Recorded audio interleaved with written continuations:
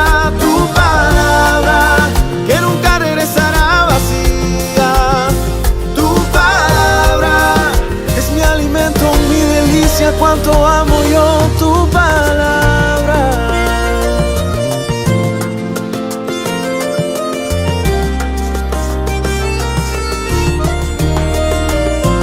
Tu palabra de miel y de azúcar, con un toque sutil la vida me endulza. Tu palabra es mi garantía y en tus promesas reposan mis días. En un instante todo puede transformar, por ella existe el universo. Tu palabra que se lleva la desesperanza. Tu palabra que aunque pase en el cielo y la tierra nunca pasará. Tu palabra que nunca regresará vacía. Tu palabra es mi alimento, mi delicia, cuánto amo yo tu palabra. Ay,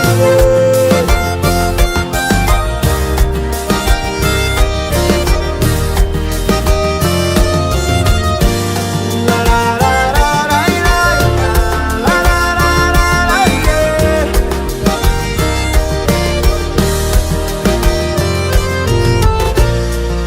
Y cae como la lluvia, destila como el rocío, desciende como aguacero sobre mí. Y cae como la lluvia, destila como el rocío, desciende como aguacero sobre mí. Tu palabra que se lleva la desesperanza. Tu palabra que aunque pase en el cielo y la tierra nunca pasará. Tu palabra que nunca regresará vacía. Tu palabra es mi alimento, mi delicia, cuánto amo yo tu palabra.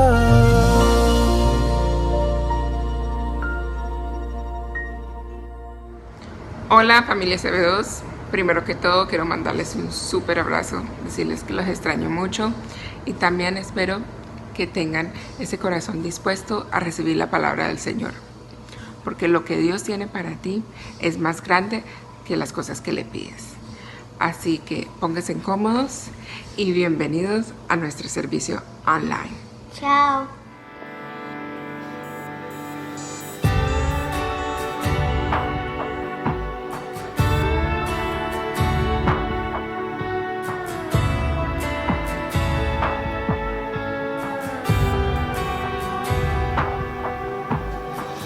En tu presencia es donde más quiero estar. En tu presencia es donde puedo expresar. En tu presencia es donde más quiero adorar. Cada día un poco más. Cada día un poco más.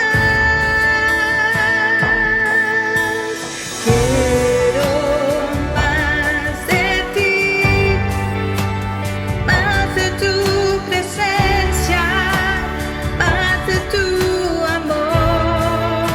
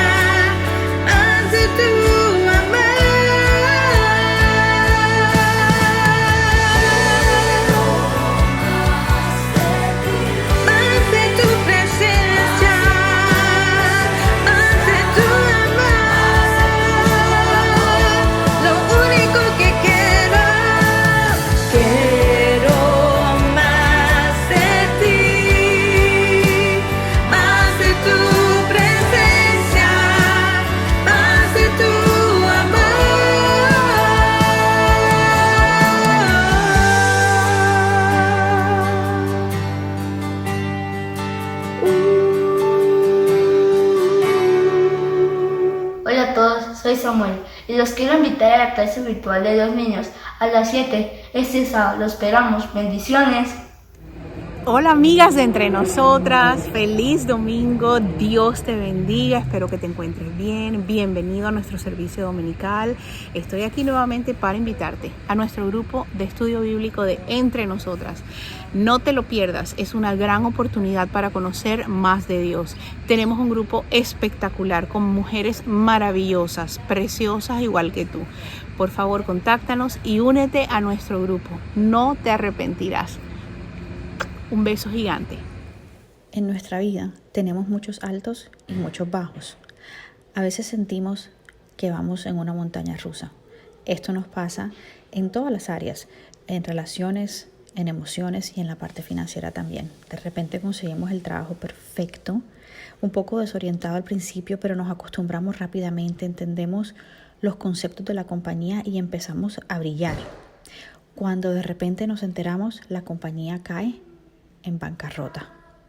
Ahora, sin empleo, empiezas desesperadamente a buscar trabajo hasta que conoces al socio perfecto para montar la compañía que siempre habías querido montar. Y empiezan a contactar a las personas indicadas, se empiezan a abrir las puertas, todo funciona perfecto y estás listo para lograr el objetivo que siempre habías querido. Y cuando llega el momento de firmar el contrato, el socio dice que no puede en este momento. Entonces ahora entras en una depresión terrible y aunque tu familia te trata de ayudar, caes bajo, tocas fondo de la depresión hasta que llega el momento que Dios abre la puerta que necesitabas que abriera. Y ahora entras en un momento de estabilidad. Y gloria a Dios por estos momentos de estabilidad, pero sabemos que en cualquier momento puede cambiar. De pronto esta situación de la pandemia ha afectado tu vida financiera. De pronto ha desajustado planes que tenías o la estabilidad que tenías. Pero mi recomendación y mi sugerencia y mi oración es que puedas ser fiel en cualquier lugar que estés financieramente. Estés arriba, estés abajo o estés estable. La Biblia dice en Proverbios 25:23. Buen siervo, bueno y fiel, en lo poco fuiste fiel, en lo mucho te pondré. Te motivo a que le seas fiel a Dios en cualquier posición económica que estés. Vale la pena. La Biblia también dice que 7 veces cae el justo y 7 veces Jehová lo recogerá. Vale la pena serle fiel a Dios.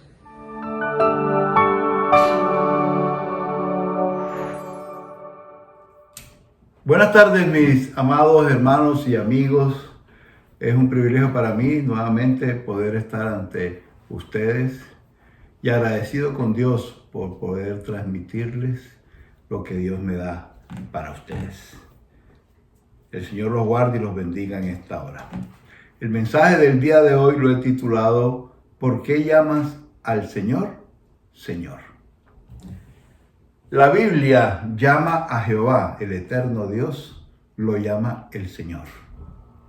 Lo nombra, Jehová es el Señor. Lo nombra como el Señor de toda la tierra, como el Señor de señores. Los judíos consideraban tan santo el nombre de Jehová Dios, el tetragramatón, JHWH. Su nombre lo cambiaron, podríamos decir, por Adonai. En lugar de decir el Yahweh, que traducido en español es Jehová, decían Adonai. Más tarde, cuando se tradujo la Biblia del hebreo original al griego, se utilizó la palabra Kyrios, que literalmente significa Señor. El Señor, Kyrios, es el Señor de toda la tierra, el Señor de señores. Jehová es el Kyrios. También significa la palabra Kyrios, comandante, gobernante, o también el dueño, el amo. Podría ser el Kyrios de una parcela, de un sembrado, El dueño de la tierra era el Kyrios de esa tierra. En el Nuevo Testamento se utiliza 717 veces la palabra Kyrios, la mayor parte de ellas refiriéndose a Jesús. Vamos a la palabra de Dios en el Evangelio según San Lucas, capítulo 9 y versículos 59 y 60. Dice así la palabra: y dijo a otro qué, a otro discípulo, y dijo, ¿quién? El Señor Jesucristo: sígueme. Él le dijo: Señor, déjame que primero vaya y entierre a mi padre. Jesús le dijo: deja que los muertos entierren a sus muertos, y tú ve y anuncia el reino de Dios. Miren ustedes, este es un pasaje donde podríamos decir qué áspero fue el Señor, qué duro fue el Señor con ese discípulo que lo único que quería era ir y enterrar a su padre que había muerto. Y sin embargo el Señor le dice: deja que los muertos entierren a sus muertos, y tú ve y anuncia el reino de Dios. Una enseñanza tremenda del Señor Jesús para indicarnos la gravedad del llamado de Dios. Cuando Dios nos dice: sígueme, hermanos, hay que seguirlo. Es todo lo que hay que hacer, hay que seguirlo. De esa manera el Señor Jesús lo explicó. Ni siquiera ni si tu padre se muere vas a enterrarlo, sino sígueme, atiende mi llamado. Qué enseñanza tan drástica acerca del llamado del Señor y del mandato del Señor. Y tú ve y anuncia el reino de Dios, que es un mandato al que todos estamos llamados, no solamente los pastores, evangelistas, profetas y maestros.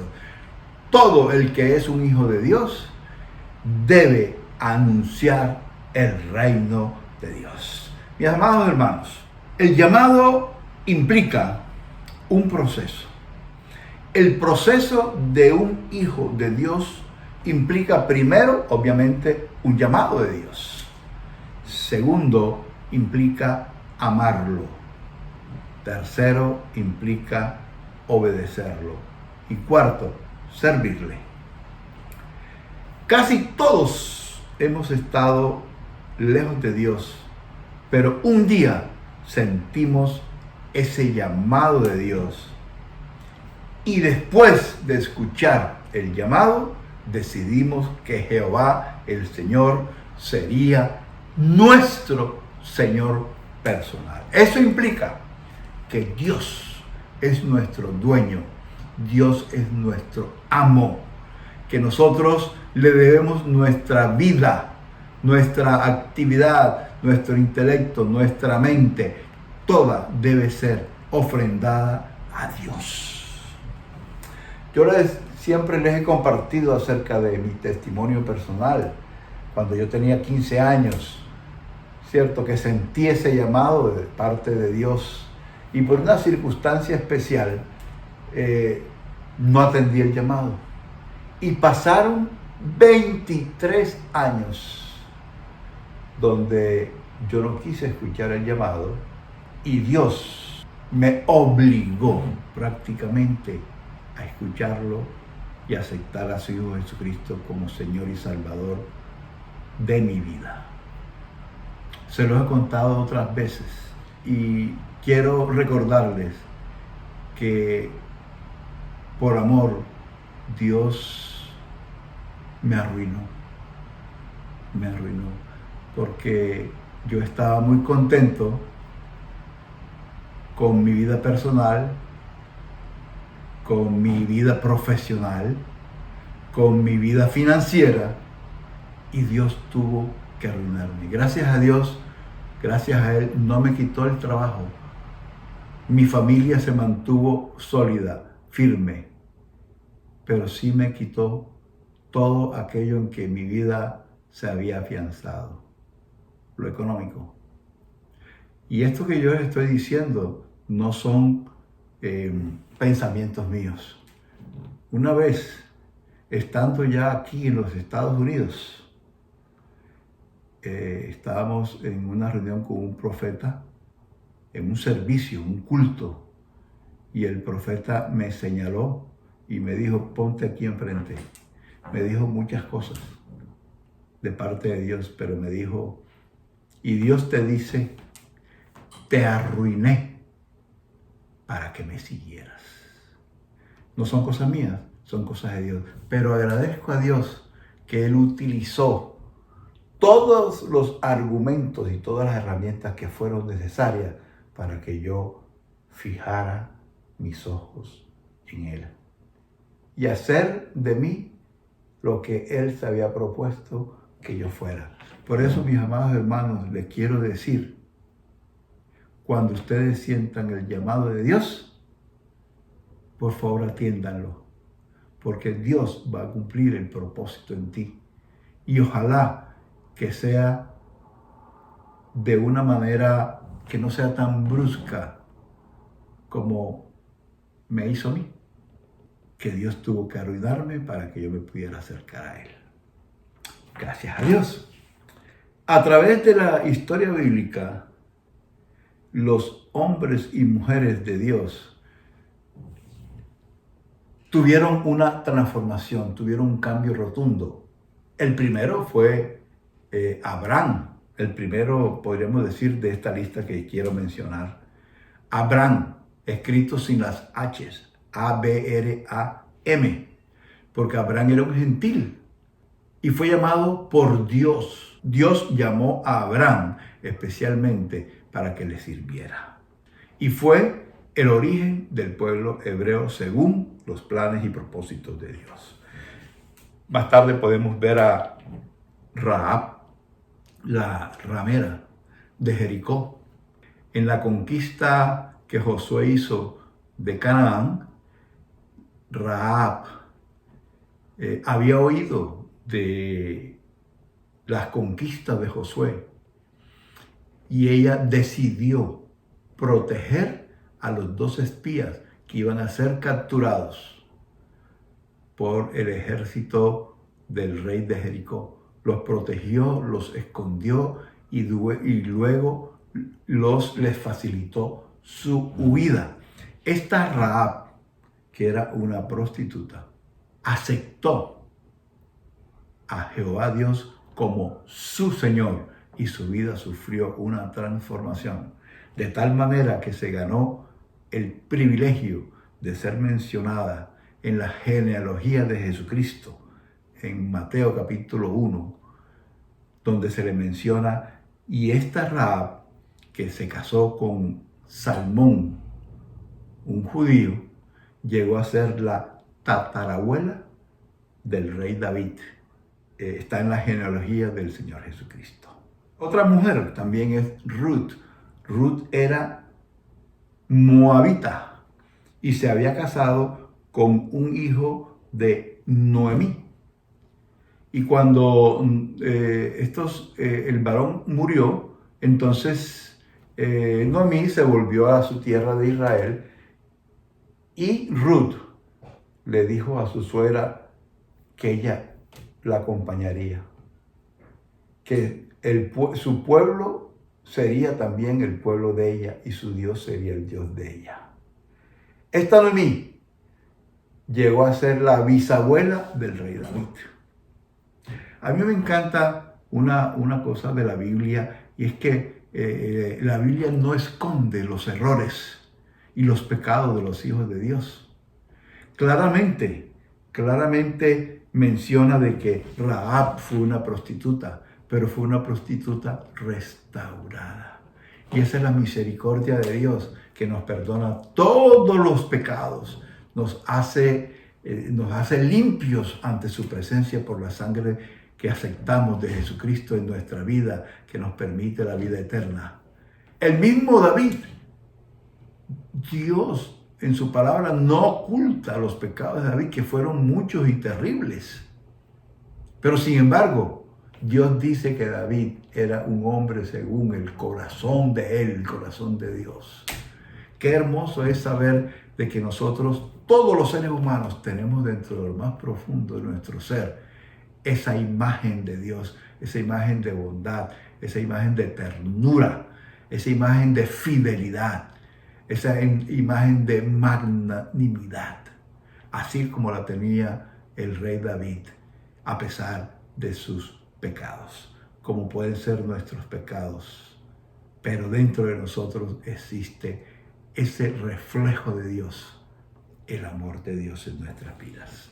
Igualmente podemos ver reyes que le sirvieron a Dios. Tenemos a Nabucodonosor, el rey de Babilonia, que conquistó a los judíos, y dice la Escritura que después de un tiempo de locura, Nabucodonosor sirvió y adoró a Dios. Igualmente pasó con Ciro, el de Media, conquistó a Babilonia y Ciro también le sirvió a Dios, siendo un gentil. Y después Darío el persa, que también fue transformado en algún tiempo de su vida de tal manera que sirvió al Señor.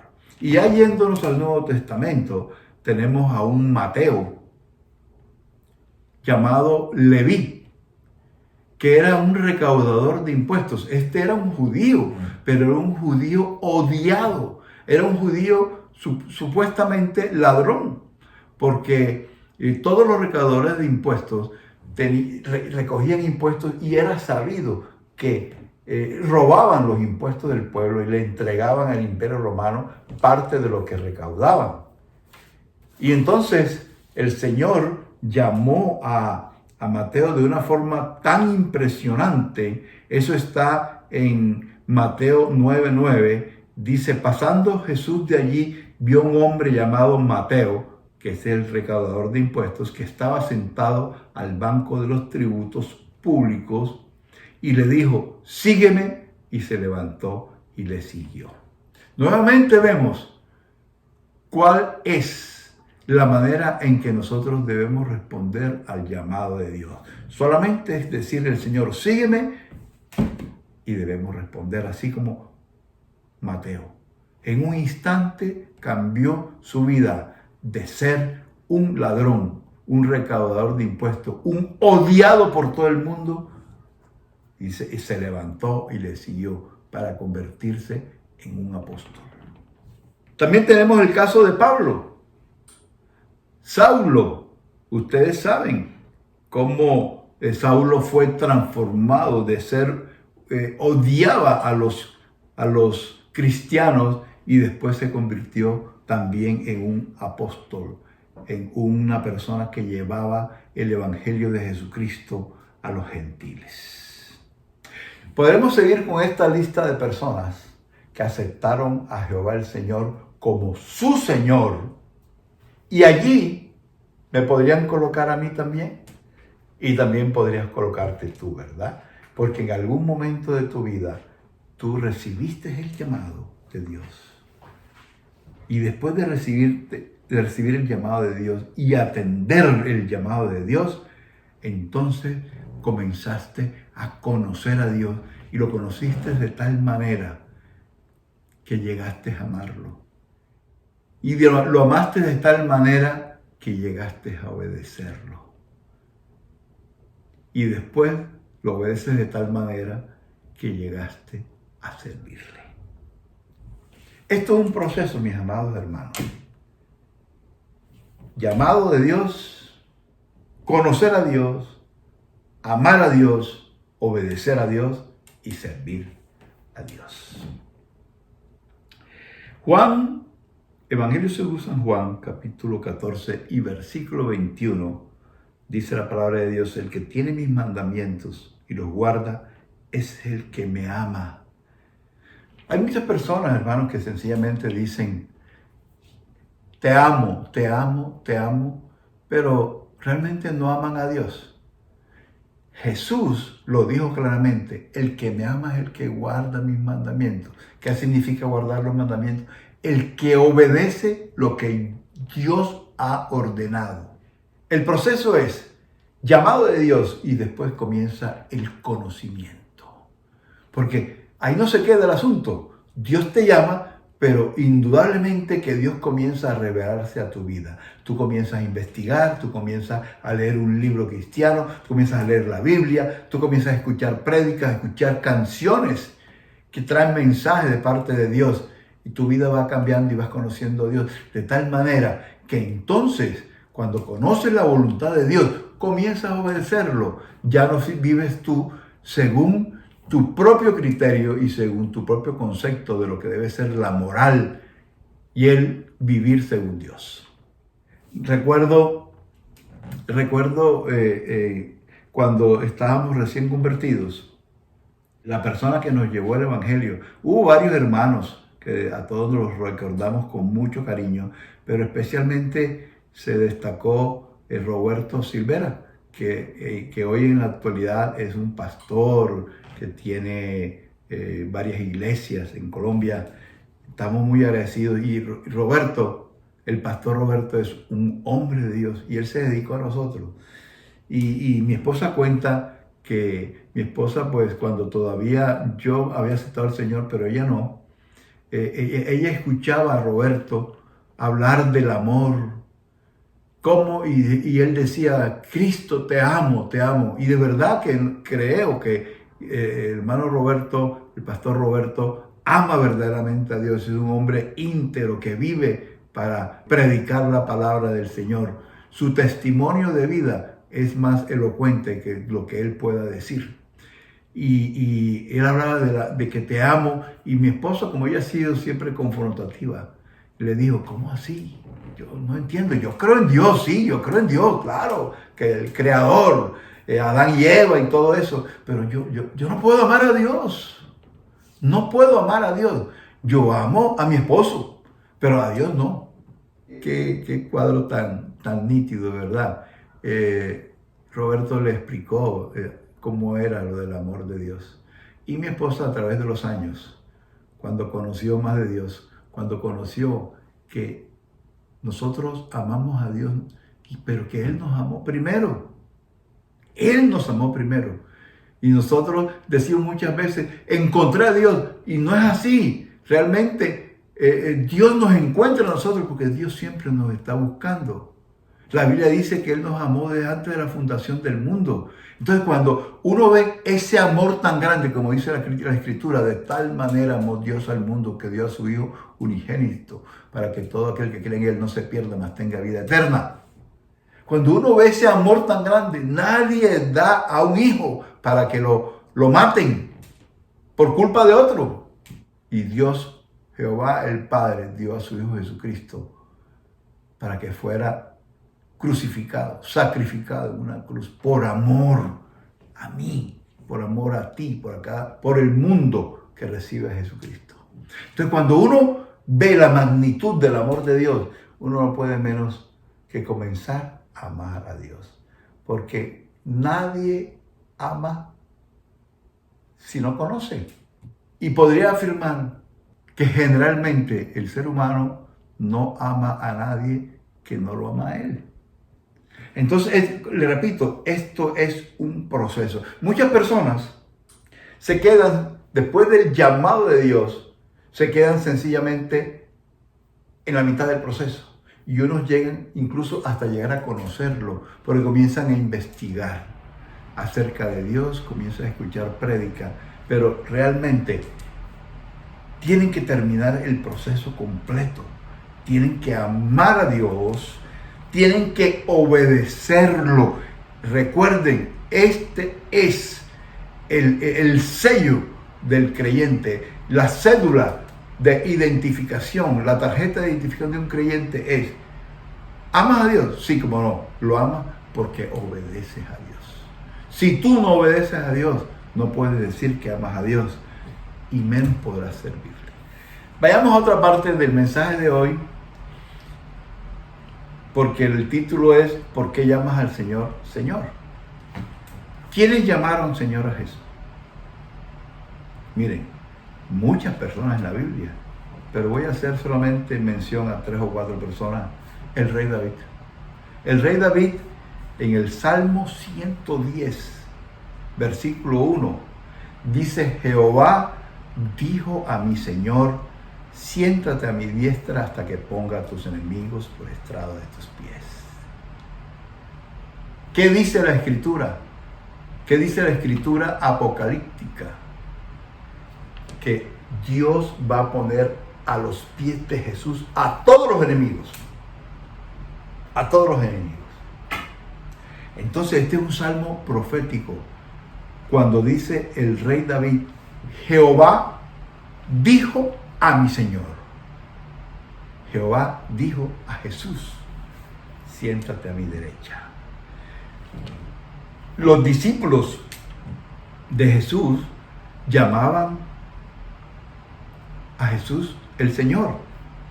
Vuelvo a leer el versículo con que comenzamos, Lucas capítulo 9, 51 y 60. Y dijo a otro: sígueme.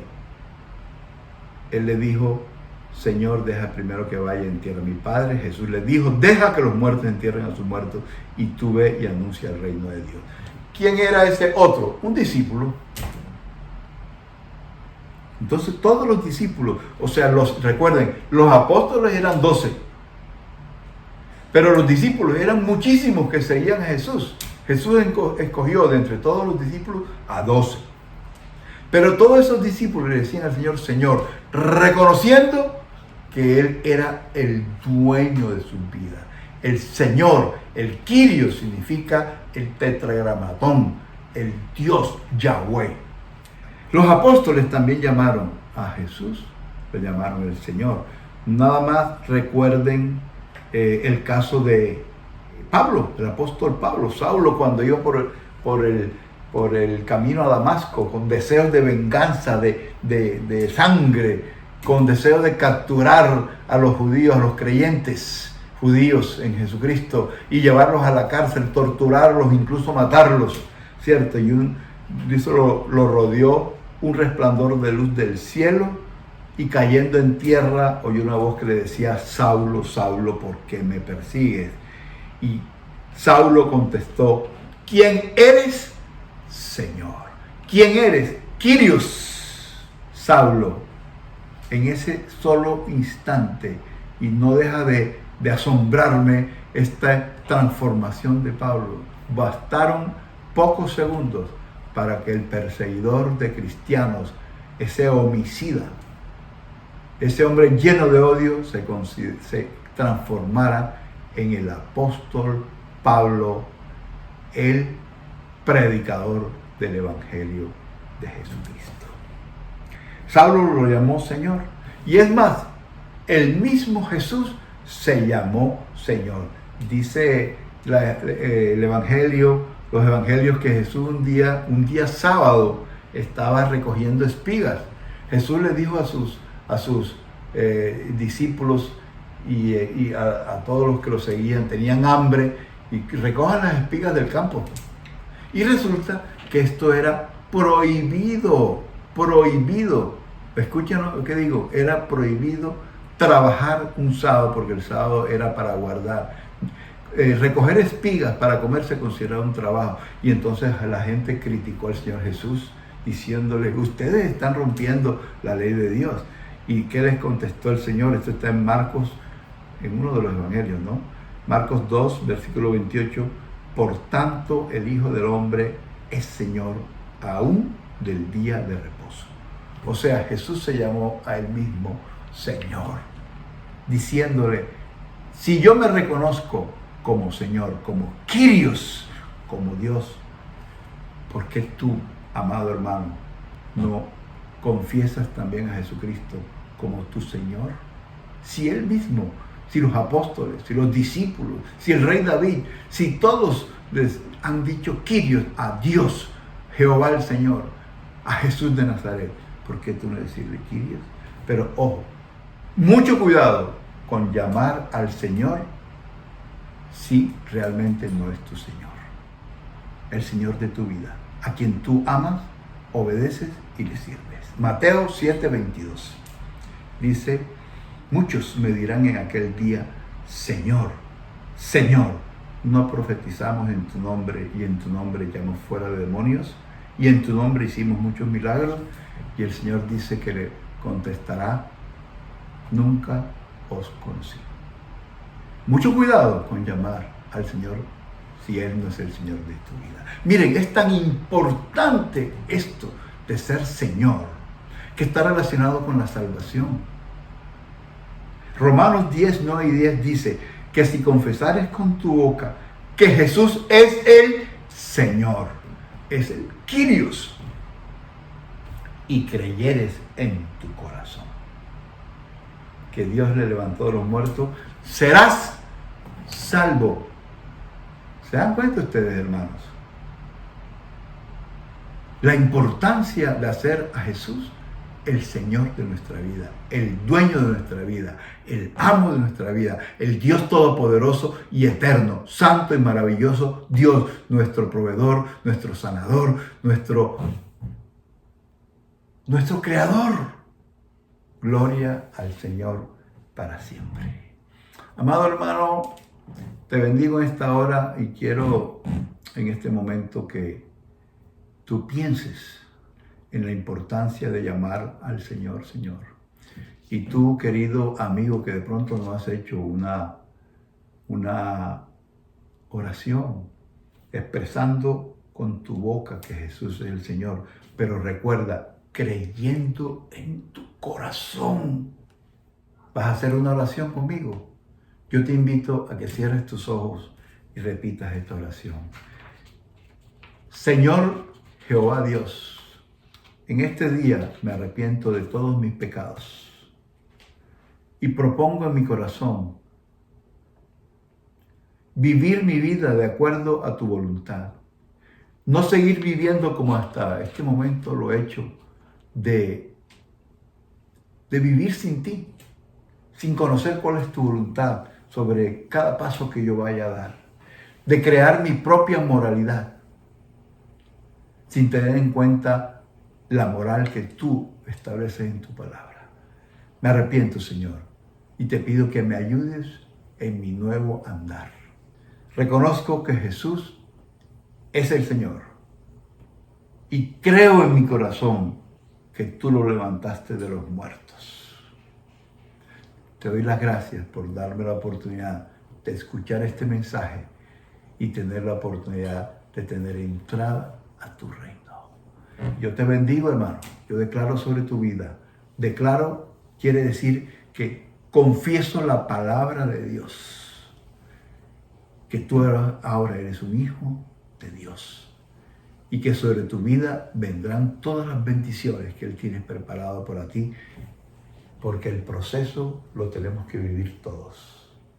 Ser llamados, conocerlo, amarlo, obedecerle y servirle.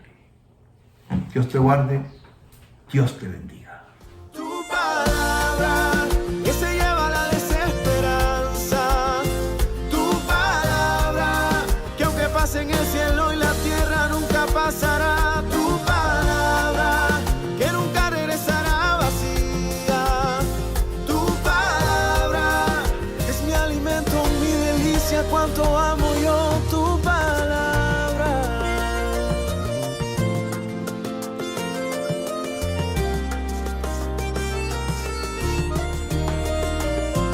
Tu palabra de miel y de azúcar, con un toque sutil, la vida me endulza. Tu palabra es mi garantía y en tus promesas reposan mis días. En un instante todo puede transformar, por ella existe el universo. Tu palabra que se lleva la desesperanza, tu palabra que aunque pase en el cielo y la tierra nunca pasará, tu palabra que nunca regresará vacía, tu